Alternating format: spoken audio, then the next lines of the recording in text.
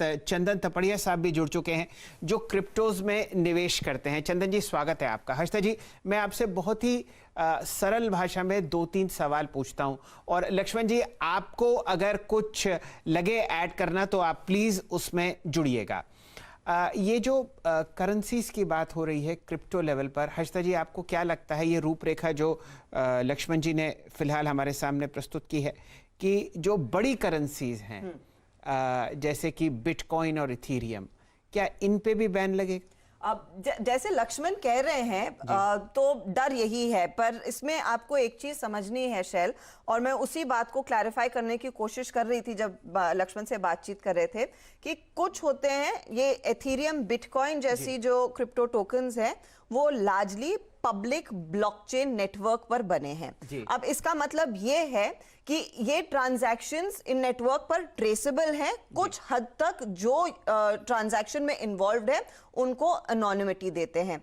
ये public blockchain पर बने हुए प्रोडक्ट्स हैं। दूसरी तरफ कुछ और प्रोडक्ट्स हैं जो प्राइवेट ब्लॉकचेन जिसे हम कहते हैं या फिर प्राइवेट क्रिप्टो करेंसी कहते हैं, ये पब्लिक ब्लॉकचेन का आधार लेते हैं लेकिन यूजर्स को पूरी तरह से एनोनिमस रखते हैं। मेरे ख्याल से ये एक बहुत बड़ी समस्या है भारतीय इंटेलिजेंस एजेंसीज के लिए और सरकार के लिए कि ये आपको पता नहीं कि इसके पीछे का ओनर क्या है। ट्रांजैक्शन रजिस्टर्ड है लेकिन ये नहीं पता कि बेचा किसने और खरीदा किसने। इसीलिए क्योंकि लक्ष्मण बार बार प्राइवेट क्रिप्टो करेंसी बोल रहे हैं तो ये क्लैरिटी आरबीआई की तरफ से आनी है कि प्राइवेट क्रिप्टो करेंसी में कौन कौन सी करेंसीज आएंगी, कौन कौन से कॉइन्स या टोकन आएंगे। और जहां तक मुझे समझ में आ रहा है इसमें बिटकॉइन और एथेरियम पर किसी तरह की रोक नहीं लगनी चाहिए क्योंकि ग्लोबली ये पब्लिक ब्लॉकचेन सिस्टम्स पर ही आधारित हैं, तो वहां पर थोड़ी सी राहत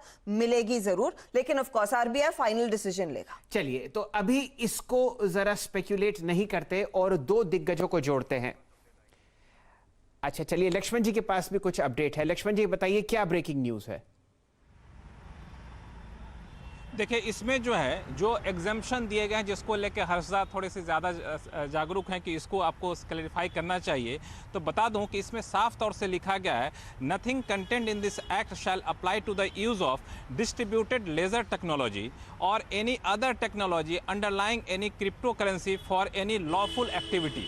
तो इस दो लाइन को समझिए, इस दोनों लाइन के जरिए सरकार एग्जाम्पशन देने का एक रास्ता खोल कर रखी है। हालांकि एग्जाम्पशन देने का अधिकार आरबीआई को होगा। जी, अब यहां पर गौरांग शाह साहब को जोड़ते हैं और चंदन तपड़िया साहब को। गौरांग जी, पहले आपकी राय, क्या लगता है ये जो हमने रूपरेखा प्रस्तुत की है लक्ष्मण जी द्वारा, क्या यहां पर बैन आपको बिटकॉइन और इथेरियम पे लगता हुआ दिखता है या ये परे रहेंगे? शैल जी, मैं कब से इंतजार कर रहा था, मुझे 2 सवाल पूछने थे, लेकिन मेरे सवाल पूछने से पहले आपने जो सवाल पूछा है उसका मैं जवाब देने की कोशिश करूंगा। और मैं ये भी ब्लैंकेट डिस्क्लोजर देना चाहता हूं कि काफी समय से बहुत सारे लोग हमें ये क्रिप्टो करेंसी, बिटकॉइन, इथेरियम वगैरह के बारे में पूछ रहे थे निवेश करने के लिए। हम एक ही जवाब देते थे कि जिस गली में जाना नहीं उसका पता क्यों पूछना।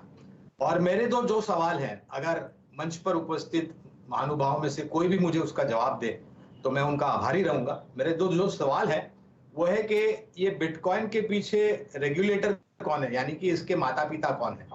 और दूसरा सवाल ये है कि ये जो इजाफे हमने देखे हैं बिटकॉइन के दामों में, उसके पीछे क्या कारण है? कोई तर्क है, कोई बुनियादी तर्क है? इसकी वैल्यूएशन आप कैसे डिराइव करते हैं? मेरे 2 सवाल का जवाब दे देंगे तो मैं बहुत आभारी हूं। जी शाह साहब, यकीन जानिए इस सवाल के जवाब का तो पूरे का पूरा दुनिया लगा हुआ है ढूंढने के लिए और इसका कोई जवाब नहीं, लेकिन इस तरीके से यहाँ पर स्पेक्यूलेशन है।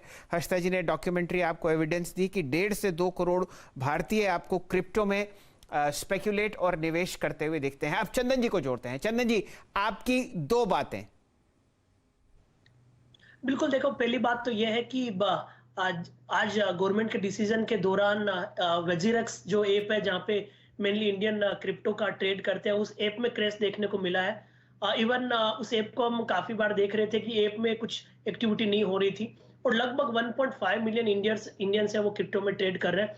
तो क्रिप्टो देखिए एक रेगुलेटेड मार्केट नहीं है और काफी बट इंडियन सिटीजन्स और इंडियन ट्रेडर्स, नोविस ट्रेडर्स है, उनकी हैबिट है इन सब न्यू चीजों में ट्रेड करने के लिए।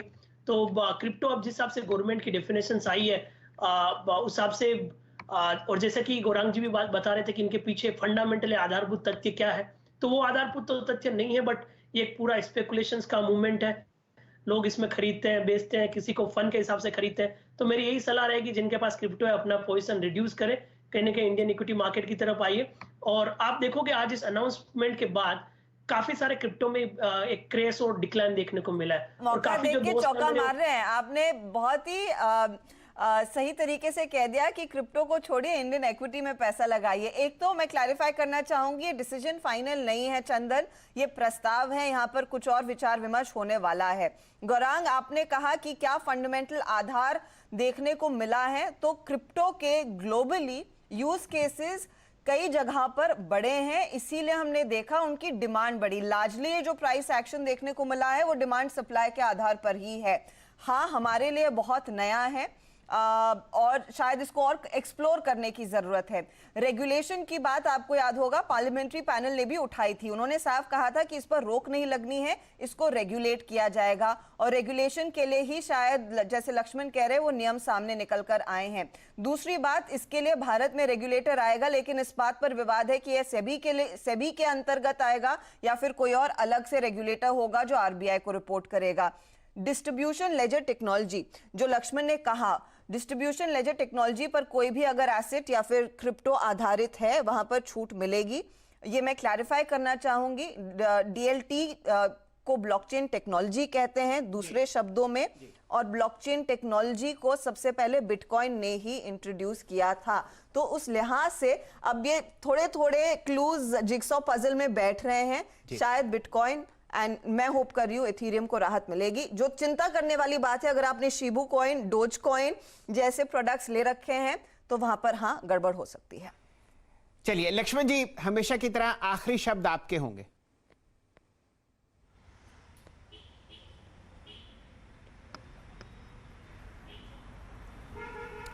लक्ष्मण जी, आप कुछ ऐड करना चाहेंगे? जी माफी चाहूंगा, मैं सुन नहीं पाया, आप क्या पूछ रहे थे?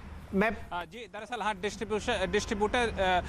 डिस्ट्रीब्यूटेड लेजर टेक्नोलॉजी को लेकर जो हसदा ने कहा है उसमें बता दूं उसके डिफिनेशन भी इसमें दिया गया है। कहा गया कोई भी ट्रांजैक्शन और डेटा जो रिकॉर्ड किया जाता है, शेयर किया जाता है और मल्टीपल डेटा स्टोर के साथ सिंक होता है, उस तरह के टेक्नोलॉजी को हम यहाँ पे पाबंदी नहीं लगाएंगे।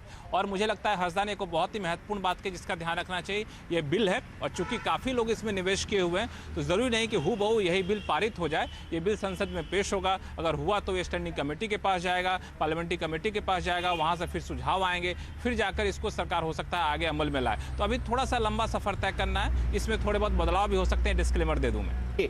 ध्यान दीजिए, ये प्रस्ताव है जो सरकार पार्लियामेंट में रखेगी, उसके बाद बहुत बहस होगी और यहाँ की जो रूपरेखा है, अक्सर हम लोगों ने देखा है पिछले 25-30 साल में कि जो बिल पेश किया जाता है उसमें काफी फेरबदल के बाद वो पास होता है। क्या वो फेरबदल होगी ये तो पार्लियामेंट में ही आपको पता चलेगा, लेकिन इस सत्र में 26 बिलों में से जो 2 अहम बिल्स हैं उनमें से एक है पब्लिक सेक्टर बैंक्स को प्राइवेटाइज करने के लिए और दूसरा इस क्रिप्टो करेंसी का जो बढ़ता हुआ बाजार है और जहां पर आप बहुत ज़बरदस्त स्पेकुलेशन देख रहे हैं उसको कंट्रोल या मैनेज या रेगुलेट करने के लिए सरकार कुछ ठोस कदम उठाती हुई दिख रही है। तो फिलहाल ये बहुत ज़बरदस्त ब्रेकिंग न्यूज़ आपको सिर्फ और सिर्फ लक्ष्मण जी द्वारा CNBC आवाज़ पर प्रस्तुत करते हुए दिखे हैं।